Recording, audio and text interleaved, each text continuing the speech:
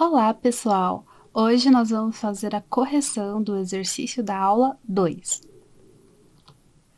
Esse exercício consistia em, olhando o nome dos países, pesquisar ou tentar adivinhar como seria o nome do cidadão daquele país.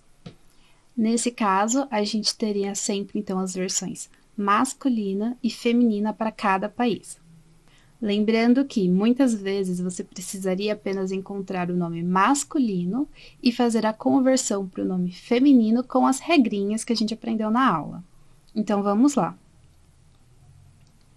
Primeiramente, existem alguns países em que a versão feminina consiste em adicionar um E no final da nacionalidade masculina.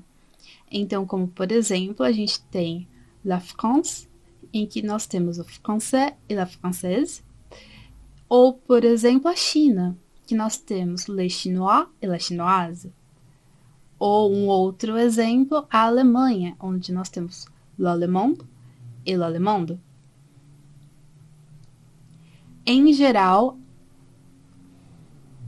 como podemos ver, a maioria das nacionalidades, a versão feminina consiste em adicionar um E no final da versão masculina. Como podemos ver, a versão feminina consiste em adicionar um E à versão masculina na grande maioria dos casos, mas não todos. Uma outra regrinha que nós vimos na aula foi a adição de um NE. Nesses casos, em geral, a nacionalidade ela termina por IEN ou EN, como no caso da Coreia. Então, a versão feminina, você adiciona um NE no final da palavra. Vamos aos exemplos. Le Canada, le Canadien, la Canadienne.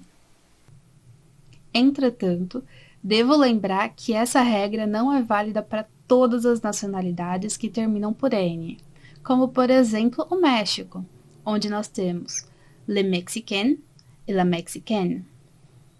Ou a Filipina, onde nós temos le Philippon, la Philippine. Uma outra regrinha que nós vimos é, quando a palavra termina em E, o feminino geralmente não se altera.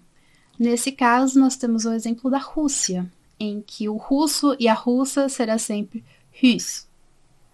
Ou nós temos também os casos de exceções às regras, como no caso da Grécia e da Turquia.